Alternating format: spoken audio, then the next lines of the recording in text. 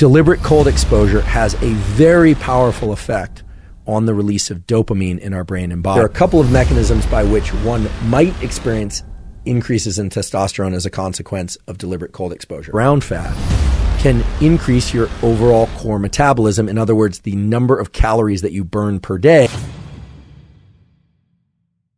Temperature is a very potent stimulus for the brain and body. That also means that it carries certain hazards if it's not done correctly.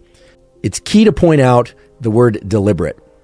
If I don't say otherwise, then throughout this episode, if I say cold exposure, I mean deliberate cold exposure. There are important effects of what we call mindset. If we are doing something deliberately and we believe that it's going to be good for us, it actually can lead to a different set of physiological effects than if something is happening to us against our will or without our control, meaning that you are placing yourself into a cold environment on purpose in order to extract a particular set of benefits.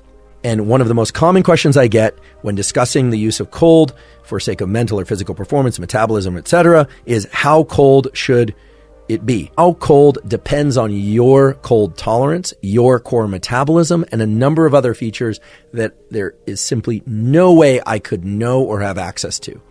So I would like you to use this rule of thumb. If you are using deliberate cold exposure, the environment that you place yourself into should place your mind into a state of, whoa, I would really like to get out of this environment, but I can stay in safely. The second most common question I get about deliberate cold exposure is whether or not cold showers are as good, better, or worse than cold water immersion up to the neck. Cold water immersion up to the neck with your feet and hands submerged also is going to be the most effective. Second best would be cold shower. Third best would be to go outside with a minimum amount of clothing, but of course clothing that is culturally appropriate and that would allow you to experience cold to the point where you would almost want to shiver or start shivering.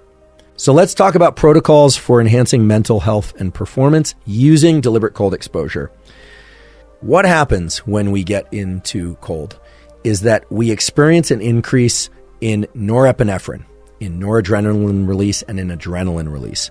The fact that cold exposure, deliberate or no, increases norepinephrine and epinephrine in our brain and body means that it is a very reliable stimulus for increasing norepinephrine and epinephrine. That's sort of an obvious statement, but that obvious statement can be leveraged to systematically build up what we call resilience. Now, when we experience a stressor in life, whether or not it's something bad happens in our relationship or something bad happens in the world and we feel stress, that stress is the consequence of increases in norepinephrine and epinephrine in our brain and body. Very similar, if not identical, to the kinds of increases that come from deliberate cold exposure.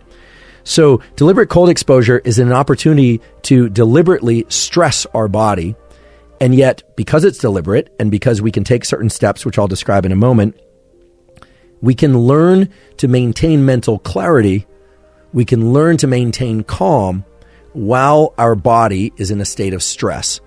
And that can be immensely useful when encountering stressors in other parts of life. And that's what we call resilience or grit, our ability to, or mental toughness, our ability to lean into challenge or to tolerate challenge while keeping our head straight, so to speak. So one simple protocol for increasing resilience is to pick a temperature that's uncomfortable, of shower or cold immersion, and then to get in for a certain duration of time, and then to get out. So the way to think about norepinephrine and epinephrine in this context of building mental resilience is that you have two options. You can either try to extend the duration of time that you are in the deliberate cold exposure, so going from 1 minute to 75 seconds to 2 minutes and so on over a period of days. Or one way to approach this, and the way that I particularly favor, is to take the context of the day and the moment into account and start to be able to sense the release of epinephrine, and norepinephrine in our brain and body, and see those as walls that we want to climb over in order to build resilience, and to start counting the number of walls that we traverse and the distance between those walls as we do deliberate cold exposure. Okay, the next question that I always get is, what should my mental state be while I'm exposing myself to this uncomfortable yet safe condition of cold? Well, you have two options, and there are probably other options as well. One is to try and calm yourself, to remain as mentally still as possible. The other is to lean into that challenge, and so to grind it out. Sometimes it's easier to calm yourself. One way to do that is through double inhales through the nose and extended exhales through the mouth, or simply by trying to control your breathing and reduce the pace of your breathing and increase the volume of your breathing. Another very common question is how often to do deliberate cold exposure. It's tough to make a recommendation on that based on any peer-reviewed study, although there are a few in humans that point to a threshold of 11 minutes total per week. So that's total throughout the week, divided into 2 or 4 sessions of 2 or 3 minutes or so. Deliberate cold exposure has a very powerful effect on the release of dopamine in our brain and body. And this is one of the main reasons why people continue to do deliberate cold exposure. Basically, it makes us feel good, and it continues to make us feel good even after we get out of the cold environment. In fact, some people would say they don't feel good in the cold environment. It's all stress for them, but afterwards they feel great. Almost everybody who does deliberate cold exposure will say, yeah, it was stressful, I didn't enjoy it, or I eventually grew to like it, but that I always feel better afterwards, and then that feeling lasts a very long period of time.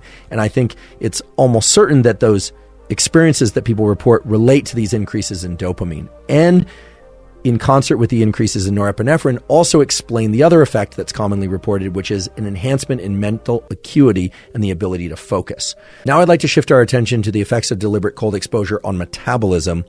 Deliberate cold exposure converts one particular kind of fat cell, the white fat cell, which is a very low metabolic output cell. It's basically a storage site for energy in the body, fat cells, to a different type of fat cell, which is the beige fat cell, called beige because it's actually beige or slightly brown under the microscope, or even to brown fat cells, which are very dark under the microscope, and dark because they contain mitochondria and are very metabolically and thermogenically active.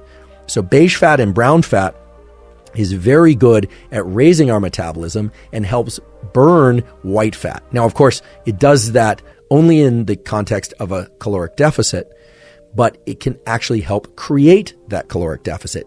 Having more beige fat and brown fat can increase your overall core metabolism. In other words, the number of calories that you burn per day, and therefore the number of calories that you need to either maintain or to lose weight. Should you get into the heat afterward, or before, or not at all?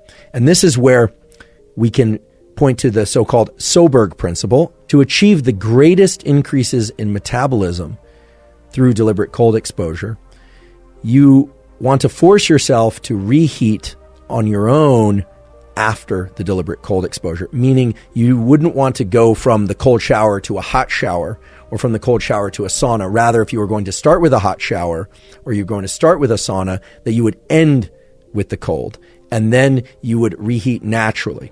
Deliberate cold exposure that evokes shivering from the muscles causes the release of a molecule called succinate from the muscles, and that succinate plays a key role in activating brown fat thermogenesis, which you now have heard about and understand as critical to the increases in metabolism caused by deliberate cold exposure.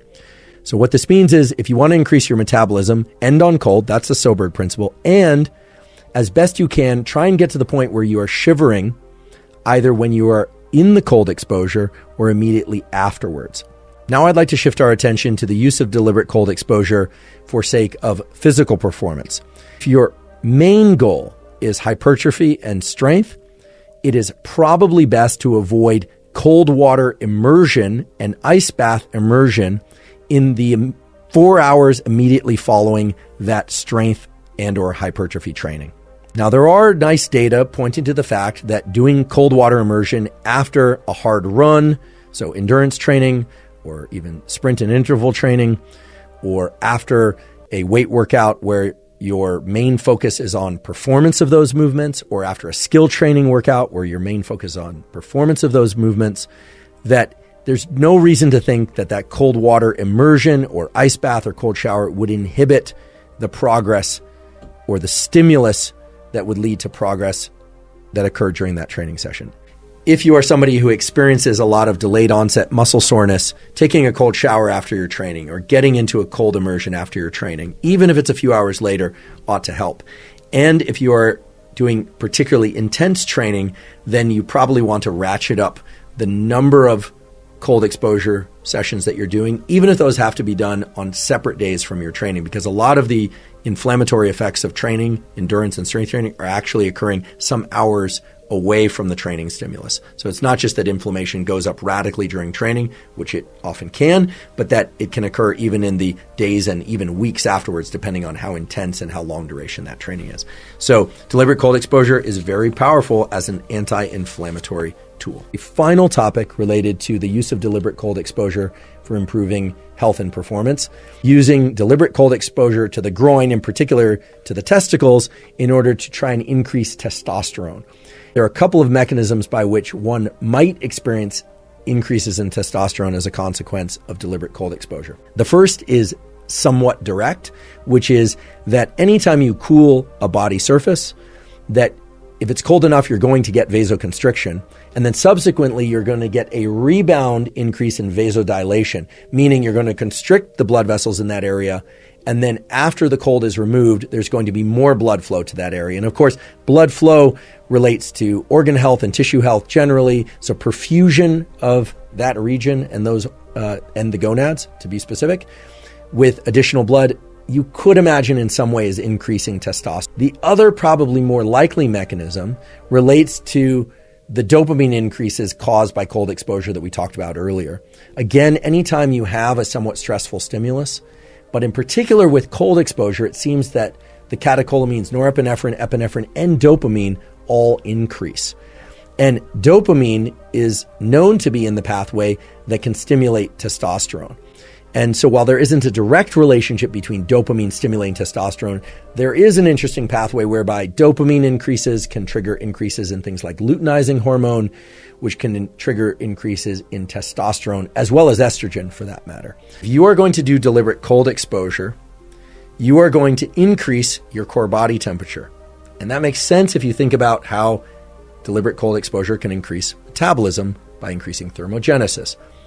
What that all means is that if you are doing your deliberate cold exposure early in the day, you are going to get yet a further increase in core body temperature that would be associated with wakefulness, your ability to be alert that morning or throughout the day, and so on.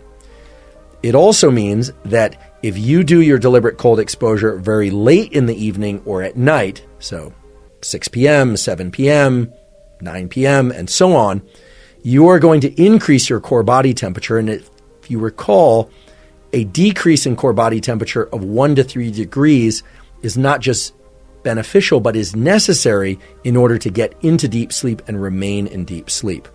So the takeaway from this is deliberate cold exposure done properly will increase your core body temperature and make you feel more alert. So if you're doing it early in the day, that's probably terrific, given that most of us want to be alert during the day. However, if you do it too late in the day, evening or night, it can disrupt sleep by way of disrupting your core body temperature.